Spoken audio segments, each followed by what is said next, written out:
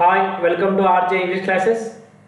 Last వీడియోలో మనం TG టెట్కు సంబంధించి జనవరి 8 షిఫ్ట్ 1కు సంబంధించిన పేపర్ ఎక్స్ప్లెనేషన్ చూసాం. ఈ వీడియోలో మనం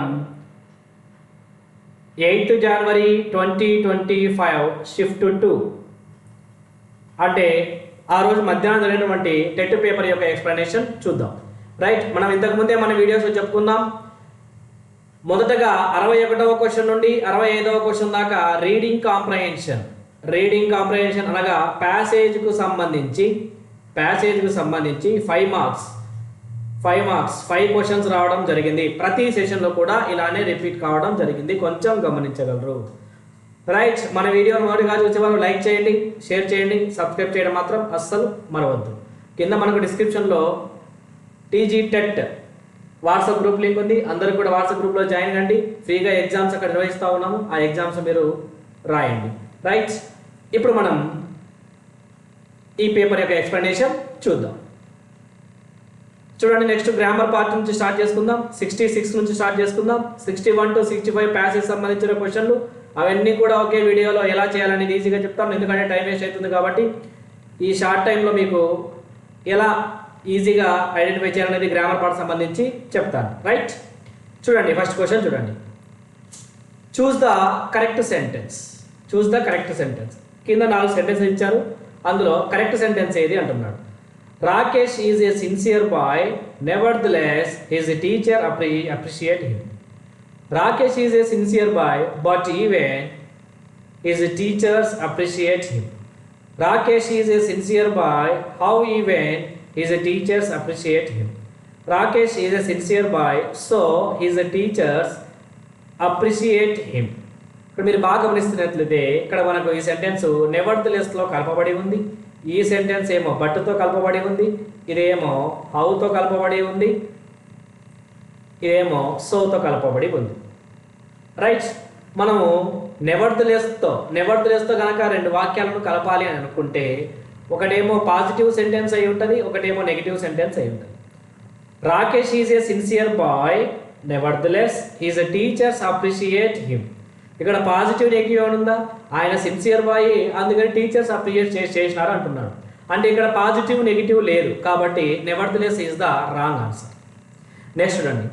Rakesh is a sincere boy but even his teachers appreciate him. ఇక్కడ మీరు గమనిస్తే బట్ అనేది కూడా ఒక పాజిటివ్ సెంటెన్స్, ఒక నెగిటివ్ సెంటెన్స్ కలపడానికి వాడతాం. ఇక్కడ మీరు గమనిస్తే రాకేష్ ఈజ్ ఏ సిన్సియర్ బాయ్లో positive sentence okay, even is teachers appreciate him. ఇక్కడ నెగిటివ్ అని ఉందా? 2 పాజిటివ్గానే కనపడుతున్నాయి కాబట్టి బట్ కూడా కాదు. నెక్స్ట్ చూడండి. Rakesh is a sincere boy, how even is teachers appreciate him. ఇది మనం జాగ్రత్తగా గమనిస్తే అసలు ఇది ఆప్షనే కాదు. నెక్స్ట్ చూడండి. Rakesh is a sincere boy, so his teachers appreciate him. Rakesh sincere boy కనుక వాళ్ళ టీచర్స్ ఏం చేస్తారు? అప్రిషియేట్ చేస్తారు. సో అనేది ఎందుకు వాడతామంటే ఒక రీజన్ ఉండాలా, దాని యొక్క రిజల్ట్ కనపడాలి. ఈ రీజన్ వల్ల ఈ రిజల్ట్ వచ్చింది. అలాంటప్పుడు దేంతో కంబైన్ చేయాలి? సో అనే కంజంక్షన్తో కంబైన్ చేయాలి. మనం ఎక్కడ చదువుతామంటే ఈ కాన్సెప్ట్ను టైప్స్ ఆఫ్ కంజంక్షన్స్ దగ్గర చదువుతాం. టైప్స్ ఆఫ్ కంజంక్షన్స్, అందులో కూడా కోఆర్డినేట్ కంజంక్షన్స్ యొక్క టైప్స్. కోఆర్డినేట్ కంజంక్షన్స్, ఈ కంజంక్షన్స్ యొక్క టైప్స్లో మనం చూస్తూ ఉంటాం ఈ బిట్టు. ఇక్కడ మనం బాగా గమనించినట్లయితే మీరు నెవర్దలెస్ బట్ అనేవి ఏ కంజంక్షన్స్ అంటే అడ్వర్సేటివ్ ఆర్ ఇల్లేటివ్ అడ్వర్సేటివ్ ఆర్ కాంట్రాస్ట్ కంజంక్షన్స్ అంటాం. ఈ బట్టును నెవర్దలెస్ ఏమంటామంటే అడ్వర్సేటివ్ ఆర్ కాంట్రాస్ట్ కంజంక్షన్స్ అంటాం. అలానే సో ఉంది కదా, ఈ రీజన్ తెలిపే కంజంక్షన్స్ ఏమంటామంటే ఇల్లేటివ్ కంజంక్షన్స్ అంటాం. ఇల్లేటివ్ అంటే ఒక వాక్యం యొక్క భావము ఇంకొక వాక్యంలో కనబడుతుంది అని అర్థం. మనము ఈ సోతో పాటు ఫర్ యూజ్ చేస్తాం, దేర్ ఫోర్ యూజ్ చేస్తాం, హెన్స్ యూజ్ చేస్తాం, కాన్సీక్వెంట్లీ యూజ్ చేస్తాం. అంటే ఈ సో ప్లేస్లో ఫర్ ఉన్న కరెక్టే, దేర్ ఫోర్ ఉన్న కరెక్టే, హెన్స్ ఉన్న కరెక్టే, కాన్సీక్వెంట్లీ ఉన్న కరెక్టే. రైట్. ఇది అంటే మనకి ఇది ఏ కరెక్ట్ సెంటెన్స్ అవుతుంది? Rakesh is a sincere boy so his teachers appreciate him. ఇది కరెక్ట్ ఆన్సర్ అవుతుంది. నెక్స్ట్ చూడండి. William Shakespeare was greater than English writer. Choose the correct option to complete the sentence. All the other, any other, all the other. ఏ option correct? మనకి చూస్తే మనకి ఏం గుర్తుకు రావాలి అంటే degrees of comparison. Degrees of comparison అనే concept నుండి ఈ క్వశ్చన్ వచ్చింది. అందులో కూడా మీరు గమనించినట్లయితే William Shakespeare was greater than English writer. ఇది ఏ మోడల్ అంటే మోడల్ 1కు సంబంధించింది. మోడల్ 1. మోడల్ 1లో పాజిటివ్ డిగ్రీలో నో అదర్ వాడతాం, పాజిటివ్ డిగ్రీలో. కంపారేటివ్ డిగ్రీలో దాన్ ఎనీ అదర్ వాడతాం. అదే సూపర్లేటివ్ డిగ్రీలో the plus EST or most వాడతాం. ద ప్లస్ సూపర్లేటివ్ డిగ్రీ వాడతాం. ఇది మోడల్ 1కు సంబంధించింది. ఇక్కడ మీరు బాగా గమనించినట్లయితే గ్రేటర్ దాన్ వచ్చింది కాబట్టి ఇది ఏ డిగ్రీ అయి ఉంటుంది? కంపారేటివ్ డిగ్రీ అయి ఉంటుంది. కంపారేటివ్ డిగ్రీలో మోడల్ 1లో మనకి ఏం రావాలి? దాన్ ఎనీ అదర్ రావాలన్నా, ఆల్ ద అదర్ రావాలన్నా, ద అదర్ రావాలన్నా, ఆల్ అదర్ రావాలన్నా? ఆల్ ద అదర్ రాదు, ద అదర్ రాదు, any other, all the other కూడా వచ్చే ఛాన్స్ ఉంది. ఎప్పుడు వచ్చే ఛాన్స్ ఉంది అని అంటే William Shakespeare was greater than all other వాడినాం అనుకోండి. ఇక్కడ ఇంగ్లీష్ రైటర్ అనే సింగులర్ ఉండకూడదు, ప్లూరల్. ఆల్ ఇంగ్లీష్ రైటర్స్ అన్నాం అనుకోండి, అప్పుడు ఆల్ అదర్ కరెక్ట్ అవుతుంది. ఇక్కడ దాన్ ఎనీ అదర్ వాడినామంటే పక్కన ఖచ్చితంగా సింగులర్ ఉండాలి. ప్లూరల్ ఉంది అని అంటే ఆల్ అదర్ వాడాలి. బాగా గుర్తుపెట్టుకోండి. Right. William Shakespeare was greater than any other అంటాం. ఏమంటాం? ఎనీ అదర్ ఇంగ్లీష్ రైటర్ అంటే ఈ ఆప్షన్ ఇస్ ద కరెక్ట్. ఇది రాంగ్, ఇది వాడరాదు. ఆల్ అదర్ వాడాలంటే ఏం చెప్పినారు? పక్కన ఖచ్చితంగా ప్లూరల్ ఉండాలి. అదే ఎనీ అదర్ వాడడం ఖచ్చితంగా ఏముండాలి? అక్కడ సింగులర్ ఉండాలి. ఈ విషయం బాగా గుర్తుపెట్టుకోండి. ఇంగ్లీష్లో మనకు 2 ఆప్షన్లు ఈజీగా ఎలిమినేట్ చేయొచ్చు. 2 ఆప్షన్ల దగ్గరే ఇబ్బంది పడతా ఉంటాం. ఇది చిన్న ట్రిక్, ఆలోచిస్తే ఈజీగా ఆన్సర్ వస్తుంది. రైట్. నెక్స్ట్ క్వశ్చన్ చూద్దాం. Identify the parts that contains an error in the sentence. Identify the part that contains an error in the sentence. I want to play it unless he send me the bill again. ఎక్కడ తప్పు ఉంది? ఇక్కడ మీరు బాగా గమనిస్తే I want play it unless, ఇది if క్లాజ్లో type 1 condition నుంచి వచ్చింది. ఇఫ్ అయినా వాడచ్చు, అన్లెస్ అయినా వాడచ్చు. అన్లెస్ అంటే అర్థం ఏంటి? ఇఫ్ నాట్ అని అర్థము. ఈ విషయం మన క్లారిటీ. రైట్. ఇప్పుడు మీరు గమనించినట్లయితే అన్లెస్ పక్కన subject plus V1 or V1 SES IS ఉండాలి. ఇక్కడేమో మెయిన్ క్లాస్లో ఏముండాలి? Shall or will or shall plus V1 ఉండాలి. ఇక్కడ మీరు గమనిస్తే వోంట్ ఉంది, నెగిటివ్ సెంటెన్స్, V1 ఉంది కాబట్టి కరెక్ట్. ఇది కరెక్ట్. బి ఇట్ అన్లెస్, ఇది కరెక్ట్. హీ సెండ్, హీ అనేది బాగా మీరు గమనిస్తే హీ కానీ, షీ కానీ, ఇట్ కానీ వీటిని ఏమంటాము అని అంటే థర్డ్ పర్సన్ సింగులర్స్ అంటాం. వీటి పక్కన వర్బో V1 కనుక వచ్చినట్లయితే మనం ఖచ్చితంగా ఏం యాడ్ చేయాలి అంటే SES IES యాడ్ చేయాలి. మీరు బాగా గుర్తుపెట్టుకోవాలి ఈ విషయం. హీ షీ ఇటు పక్కన V1 అనే వర్బ్ వచ్చిందంటే మీరు ఏం యాడ్ చేయాలి? ఎస్ లేదా ES లేదా IES యాడ్ చేయాలి. ఇక్కడ మీరు గమనిస్తే ఈ పక్కన V1 ఉండాలి, సెండ్ అనేది V1, ఏం యాడ్ చేయాలి? సెండ్స్ అని రాయాలి. కాబట్టి ఏది తప్పు? సిలో రాంగ్ ఉంది. కాబట్టి మనకి ఏది కరెక్ట్ అవుతుంది? సి రైట్ అవుతుంది. B wrong, A wrong, D wrong. ఏ ఆప్షన్ కరెక్ట్ అయితే మనకు సి కరెక్ట్ అవుతుంది. రైట్. నెక్స్ట్ క్వశ్చన్ చూడండి. Everyone was dashed tears at the climax of Balagam movie. Everyone was dashed tears at the climax of Balagam movie. Choose the correct option to complete the sentence. Moved to అంటామా, moved ఇన్నా, moved ఆఫా, moved for? మనకి clarity తెలియాలంటే వీటి యొక్క meanings తెలియాలి first మనం. Moved to అంటే అర్థం ఏంటి? A change from one state, a change from one state are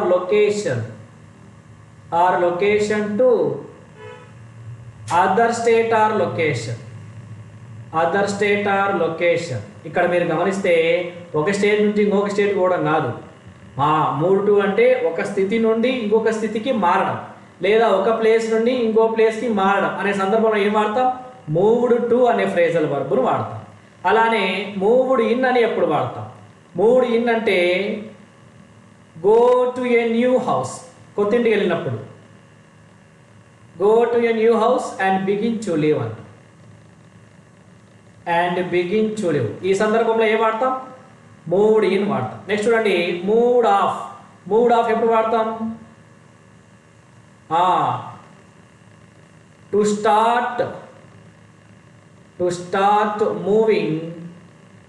start moving away from a place or to leave అంట, లేదా టు లీవ్ అంట.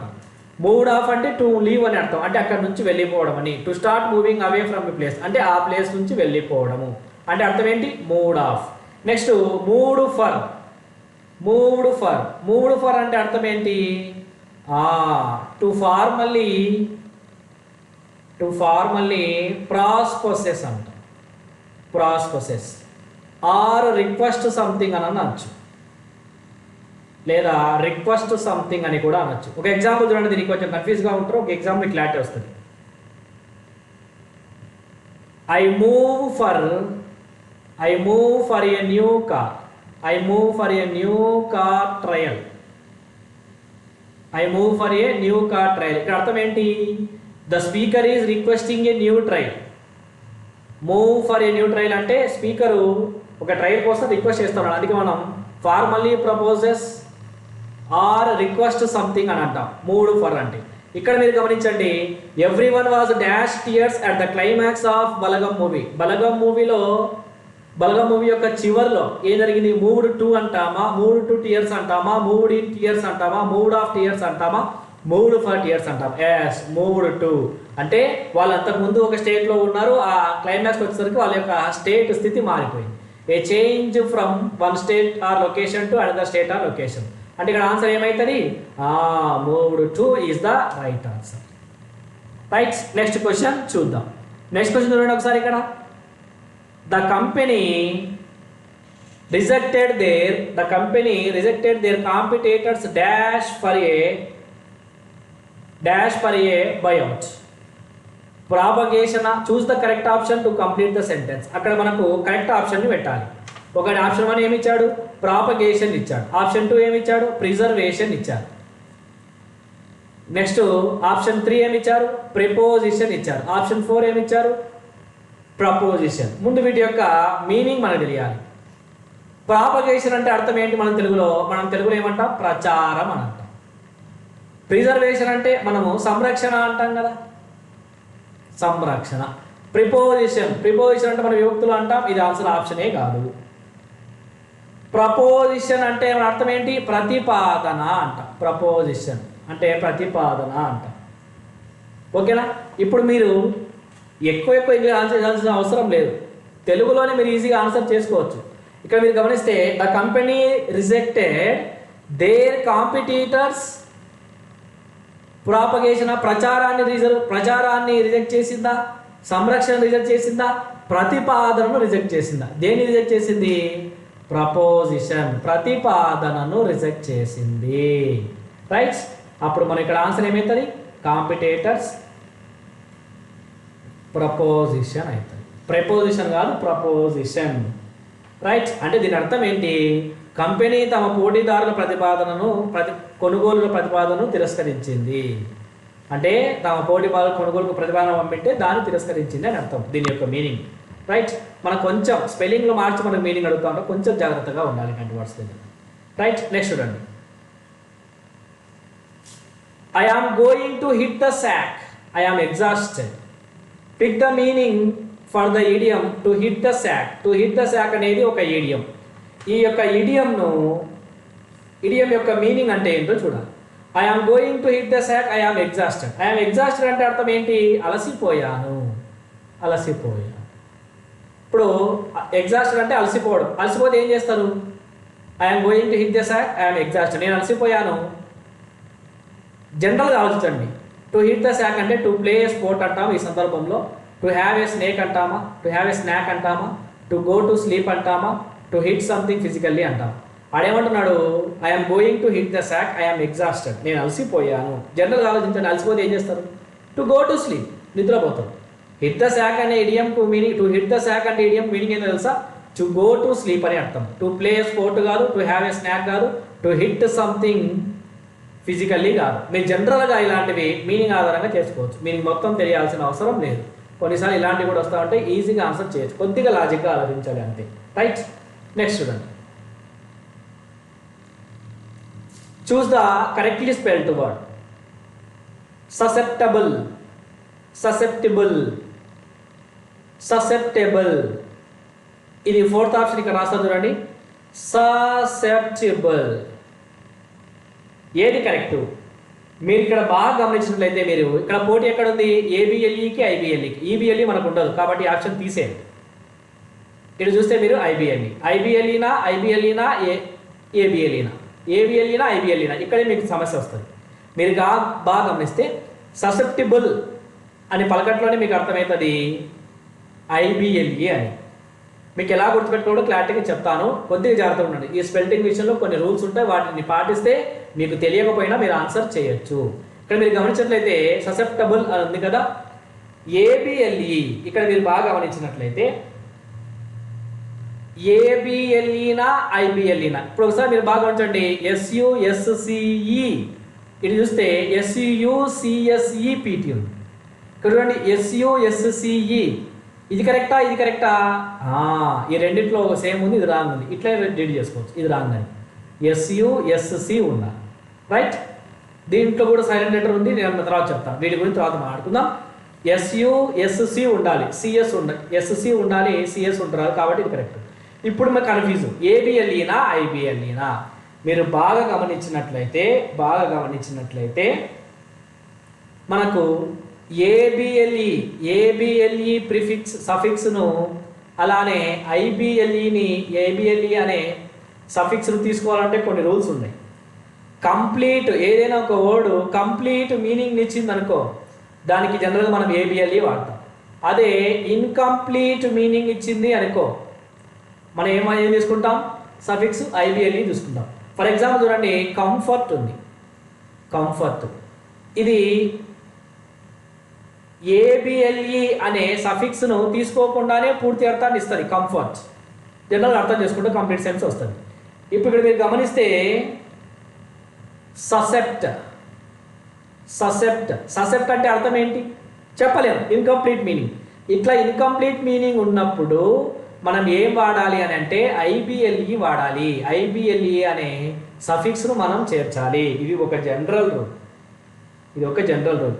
ఏబిఎల్ఈనా ఐబిఎల్ఈనా అనే కన్ఫ్యూజన్లో ఏం వాడాలంటే కంప్లీట్ మీనింగ్ ఇస్తే ఏబిఎల్ఈ, ఇన్కంప్లీట్ మీనింగ్ ఇస్తే ఐబిఎల్ఈ. ఇది మీరు వాడాల్సింది, చాలా ఇంపార్టెంట్. కొద్దిగా జాగ్రత్తగా ఉండండి. ఇప్పుడు ఇది ఏమవుతుంది చెప్పండి? కంఫర్టబుల్. ఓకేనా? ఇది కంప్లీట్ మీనింగ్. ఇట్లయినా ఇది ఓకే.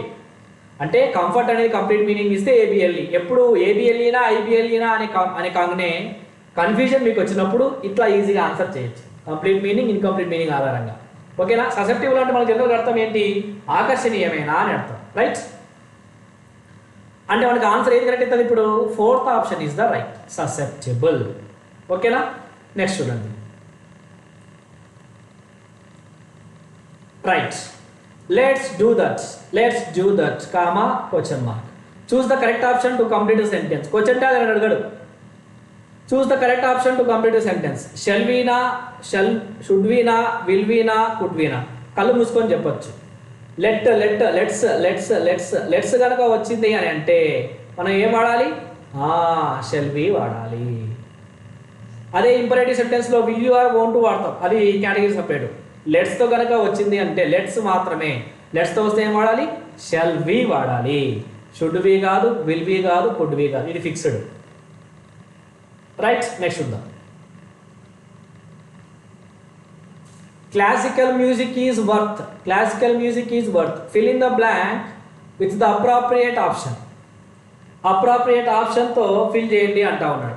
ఇక్కడ మీరు గమనించినట్లయితే క్లాసికల్ మ్యూజిక్ ఈజ్ వర్త్, చూడండి మీరు బాగా గమనిస్తే వర్త్ ఈ వర్త్ అనే వర్డ్ కనుక మీకు కనపడితే ఖచ్చితంగా వర్త్ పక్కన ఏం రావాలి అని అంటే జరండ్ రావాలి, వెంటనే జరండ్ రావాలి. ఇది రూలు, ఇది ఫిక్స్డ్ రూలు, ఇది ఫిక్స్డ్. కాబట్టి వర్త్ పక్కనే వెంటనే వెంటనే వెంటనే వెంటనే ఏమొస్తుంది? ఇద్దాం లిజనింగ్ టు. సార్ మనకి ఇది తెలియదు, మేము కన్ఫ్యూజ్ అవుతా ఉన్నాం, ఎట్లా చేయాలి ఆన్సర్? ఇలాంటి వాటికి ఇదో 3 ఆప్షన్లు సేమ్ ఉన్నాయి, లాస్ట్లో డిఫరెంట్ ఉంది. ఇలా ఆయన ఆన్సర్ చేయొచ్చు. ఎగ్జామినర్ చిన్న ట్రిక్ ఆధారంగా చేసుకొని మాత్రమే మీకు క్వశ్చన్ ఫ్రేమ్ చేయడం జరుగుతుంది. మీరు టెన్షన్ పడాల్సిన అవసరం లేదు. చూడండి, 2 లిజన్ ఉంది, 2 లిజన్ ఉంది, 2 లిజనింగ్ ఉంది. అందుకే ఆయన 3 ఆప్షన్స్ 2 లిజన్ ఇచ్చాడు, 4th ఆప్షన్ లిజనింగ్ టు. ఎందుకు ఇచ్చాడు అంటే worth followed by gerund. Worth అనే వర్డ్ పక్కన ఖచ్చితంగా జెరండ్ రావాలి. రైట్, కాబట్టి లాస్ట్ ఆప్షన్ ఇది కరెక్ట్ ఆన్సర్. నెక్స్ట్ చూడండి,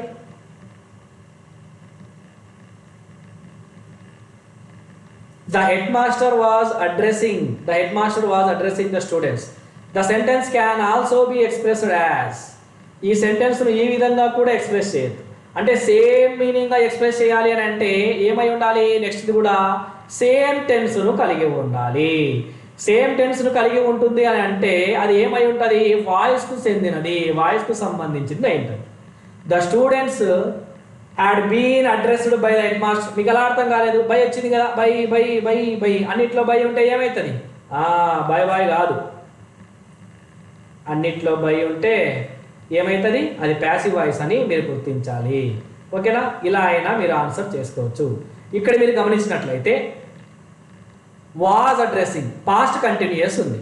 పాస్ట్ కంటిన్యూస్ మనకు V4 కనుక ఒక సెంటెన్స్లో వచ్చినట్లయితే యాక్టివ్ వాయిస్లో, మనకు ప్యాసివ్ వాయిస్లో ఏం రావాలి? బీయింగ్ ప్లస్ V3 రావాలి. Being plus V3. ఇక్కడ మనకు V4 ఏముంది? అడ్రస్సింగ్ అని ఉంది. కాబట్టి ఏం రావాలి మనకు ఆన్సర్లో? బీయింగ్ ప్లస్ అడ్రస్డ్ రావాలి. Addressed, being plus addressed. మీరు దానికోసం వెతికితే అయిపోయా, మీరు మిగతా ఆన్సర్లు అన్నీ చేయాల్సిన అవసరం లేదు. ఒకసారి వెతకండి. బీయింగ్ అడ్రస్డ్ కాబట్టి రాంగ్, బీయింగ్ అడ్రస్డ్ ఇది రాంగ్. బీయింగ్ అడ్రస్ ఇక్కడ ఉంది, ఇక్కడ ఉంది, అయ్యో రెండింటిలో ఉంది.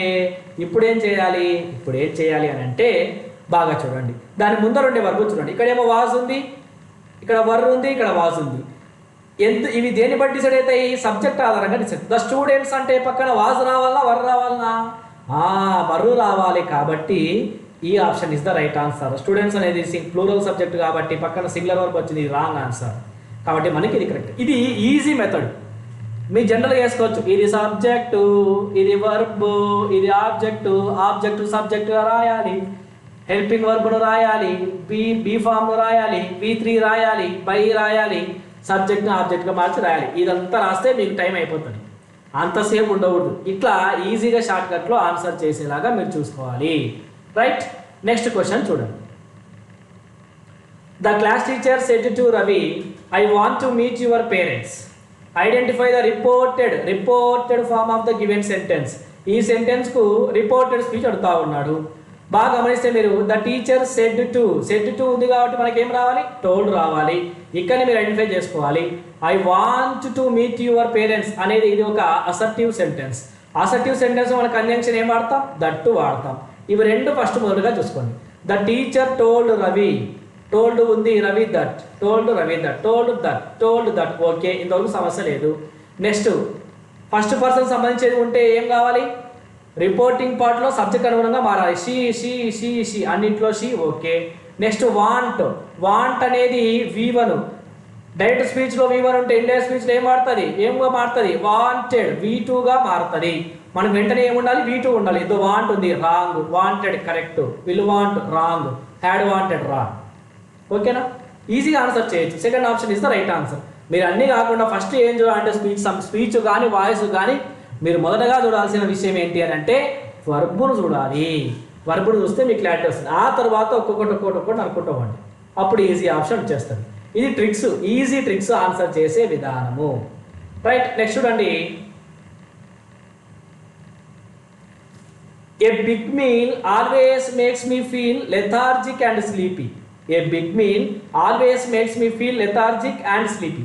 చూస్ the antonym for the word lethargic. Lethargic దీనికి ఏం కనుకాల? యాంటోనిమ్ అంటున్నాడు, సినోనిమ్ కాదమ్మో, యాంటోనిమ్. యాంటోనిమ్ అంటే నెగటివ్ మీనింగ్ ఇచ్చేది. లెథార్జిక్ అంటే మనకు అర్థం ఏమంటాం మనము తెలుగులో అయితే? నీరసం అని అంటాం, అంటే నీరసపడిపోవడం అని అంటాం. వివాషియస్ అంటే అర్థం ఏంటో తెలుసా? ఉల్లాసం అని అర్థం మన తెలుగులో. డల్ అంటే నీరసమే. టార్పిడ్ అంటే అదే మొద్దుబారిన అంటాం కదా, అప్పుడు మనం టార్పిడ్ అనే వాడుతూ ఉంటాం. స్లగ్గిష్ అంటే నిదానం. ఇది పెద్ద స్లగ్గిష్ అంటే వాళ్ళ పెద్ద నిదానమైన వ్యక్తి అని అంటాం, స్లగ్గిష్ పర్సన్. నెక్స్ట్ చూడండి, ఇక్కడ మీరు యాంటోనిమ్ చూడండి. లెథార్జిక్ అంటే నీరసం, నీరసానికి యాంటోనిమ్ ఏమవుతుంది? వివాషియస్, ఉల్లాసం. కాబట్టి ఇది రైట్ ఆన్సర్. ఇది కాదు, ఇది కాదు, ఇది కాదు. రైట్. నెక్స్ట్ చూడండి, in formal letter your sincerely is. Formal లెటర్లో యువర్ సిన్సియర్ అనేది ఏమవుతుంది? ద కమ్యూనికేషన్ అవుతుందా, శానిటేషన్ అవుతుందా, ద సబ్స్క్రిప్షన్ అవుతుందా, ద సూపర్స్క్రిప్షన్ అవుతుంది? ఏమవుతుంది? సబ్స్క్రిప్షన్. ద కమ్యూనికేషన్ అన్నా బాడీ అన్నా ఒకటే. Salutation dear sir dear madam ఈ విధంగా ఉంటుంది, డేట్ కింద ఉంటుంది రైట్ లెఫ్ట్ సైడ్లో. ద సబ్స్క్రిప్షన్ చూడండి, యువర్స్ యువర్స్ యువర్స్ సిన్సియర్లీ. ఇక్కడ మీరు బాగా గమనిస్తే వై క్యాపిటల్ లెటర్, అపాస్ట్రఫీ లేదు, yes small letter, not capital letter. Y ఒక్కటే క్యాపిటల్ లెటర్, మిగతావన్నీ స్మాల్ లెటర్సే. రైట్. నెక్స్ట్ చూడండి, సూపర్స్క్రిప్షన్ కూడా కాదు, కాబట్టి ఏ కరెక్ట్ అవుతుంది? The subscription. నెక్స్ట్ చూడండి, a person especially a young one with exceptional abilities. With exceptional abilities అంటే వివిధ రకాలైన అద్భుతమైన శక్తులు కలవాడు అని అర్థం. అంటే వివిధ సామర్థ్యాలు, అద్భుతమైన సామర్థ్యాలు కలవాడు అంటాం. వాడిని ఏమంటాం? విజార్డ్ అంటామా, ఇంటలెక్చువల్ అంటామా, క్రియేటివ్ అంటామా, ప్రాడిగి అని అంటాం. విజార్డ్ అంటే మనం మంత్రగాడు అంటాం. మంత్రగాడికి శక్తులు ఉన్నాయి కదా, మంత్రగాడు ఎక్సెప్షనల్ అబిలిటీస్ అన్నాం. అంటే అద్భుతమైన సామర్థ్యాలు అని అర్థం. అంటే కానీ శక్తులు మంత్రగానికి రాదు, సామర్థ్యాలు అంటే అవి కూడా మంత్రగానికి కూడా ఉంటాయి అనుకుంటారు, కానీ రాంగ్. విజార్డ్ వాడరాదు. ఇంటలెక్చువల్, ఇంటలెక్చువల్ అంటే వారి ఐక్యూకి సంబంధించింది, ఇంటలెక్చువల్ కూడా వాడరాదు. క్రియేటివ్, క్రియేటివ్ కూడా కాదు. ప్రాడిగి అంటాం. ప్రాడిగి, ప్రాడిగి అంటే అద్భుతమైన శక్తులు కలవాడు అంటాం. అద్భుతమైన శక్తులు కలవాడు. రైట్. ఇది దీనికి కరెక్ట్ ఆప్షన్. నెక్స్ట్ చూడండి, ఇక్కడ మీరు నెక్స్ట్ క్వశ్చన్ అయితే I want Sunil to be the in charge of the office dash I get back from vacation. Choose the correct option to fill the blank. So that, until, while, but. ఏది ఎక్కడ correct అవుతుంది? So that అనేది ఎందుకు వాడతాం? Purpose కోసం వాడతాం. Purpose. Purpose అంటే అర్థం ఏంటి? You work hard so that you may pass the exam అంటాం. అంటే నువ్వు కష్టం చేస్తే నీకు ఎగ్జామ్ వస్తుంది. అలాంటి సందర్భంలో సో దట్ వాడతాం. I want Sunil to be in charge of the office I get back from the vacation. నేను వెకేషన్ వచ్చేంత వరకు ఈయన ఇన్ఛార్జ్గా ఉంటాడు. బట్ వాడతామా? పాజిటివ్ నెగిటివ్ వాడడం. అంటిల్లా వైలా ఇవి రెండు కూడా సబార్డినేట్ కంజంక్షన్సే. ఇవి కూడా ఏం తెలుస్తాయంటే రెండు కూడా టైంని తెలుస్తాయి.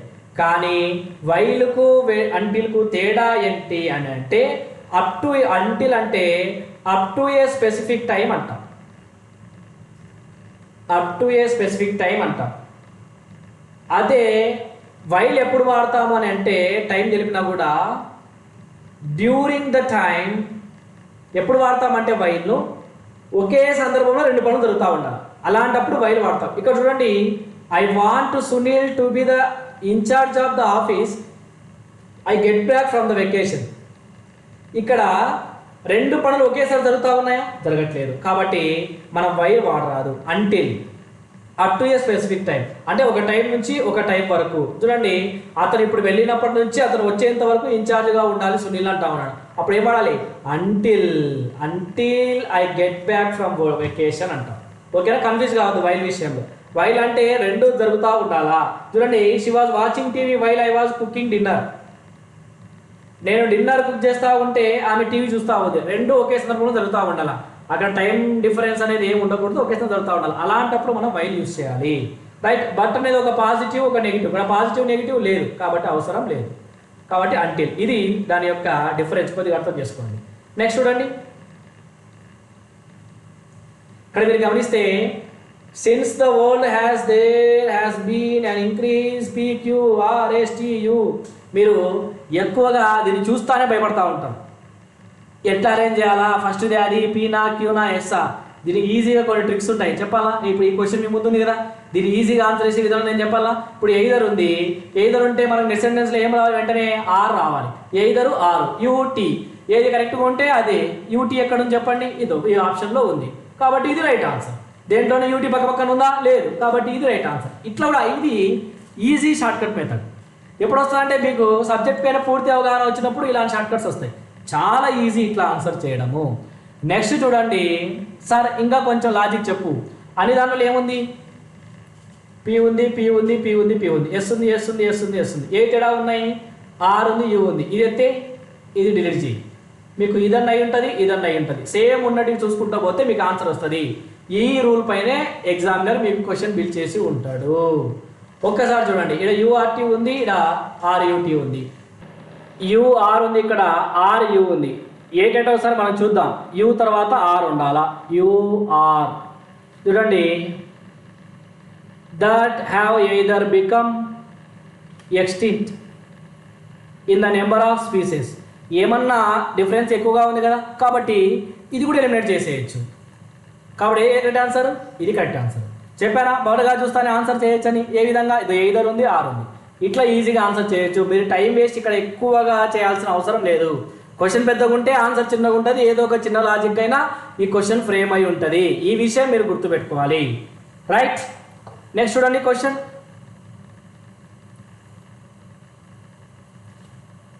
A list of books and articles that have been used by someone when writing a particular book or article is called.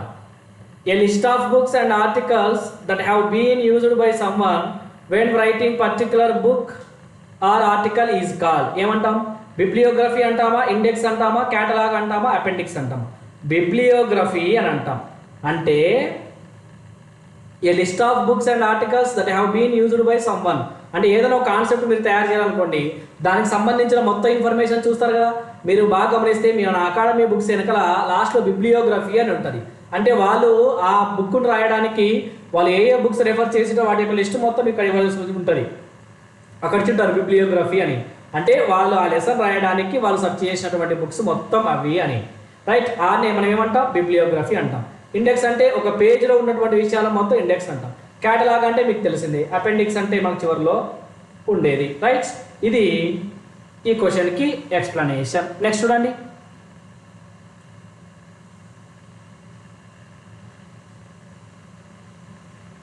The moon landing is a dash in space exploration. The moon landing is a dash in space exploration. Null antama, casual, landmark, insignificant. Choose the correct option to fill in the blank. ఏది correct answer? మీరు ఇక్కడ జనరల్గా కనుక గమనించినట్లయితే null అంటే అర్థం ఏంటి, మనకు శూన్యం అని అంటాం. క్యాజువల్ అంటే సాధారణం అంటాం. ల్యాండ్ మార్క్ అంటే మనం జనరల్గా ఏమంటుంటాం, ఒక మైలు రాయి అంటూ ఉంటాం. ఇన్సిగ్నిఫికెంట్ అంటే సమ్ లెస్ అంటే అల్పమైన అనే మీనింగ్లో వాడుతూ ఉంటాం. The moon landing is a dash in space exploration. చంద్రుని పైన అడుగు పెట్టడం అనేది ఏంటి, మనకు ఒక ల్యాండ్ మార్కే కదా, ఒక మైలు రాయే కదా. కాబట్టి ఏం రాయాలి, the moon landing is a landmark in space exploration. ఇది మన కరెక్ట్ ఆన్సర్ అవుతుంది. రైట్, నెక్స్ట్ లాస్ట్ క్వశ్చన్ చూద్దాం.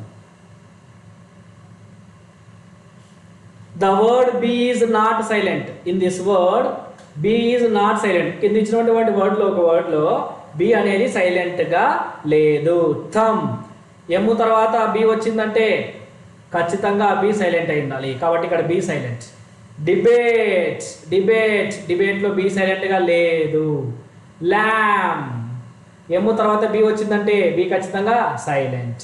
సజిల్, టీ ముందు బి వచ్చిందంటే బి ఖచ్చితంగా సైలెంట్. కాబట్టి 3 కాదు. ఏది correct answer? Debate is the right answer. మీరు బాగా గుర్తొస్తే ఆఫ్టర్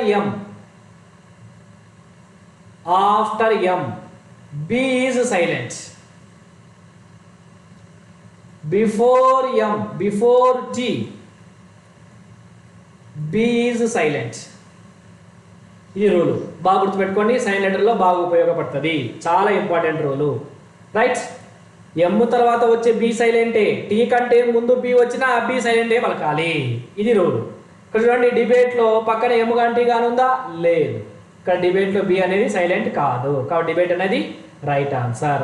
రైట్, ఇంతటితో మనం మొత్తం 24 క్వశ్చన్స్ ఉంటే 5 క్వశ్చన్స్ ప్యాసేజ్ సంబంధించింది, అవి కాకుండా మనం మొత్తం 19 క్వశ్చన్స్ ఎక్స్ప్లెనేషన్ పూర్తి చేసుకున్నాం.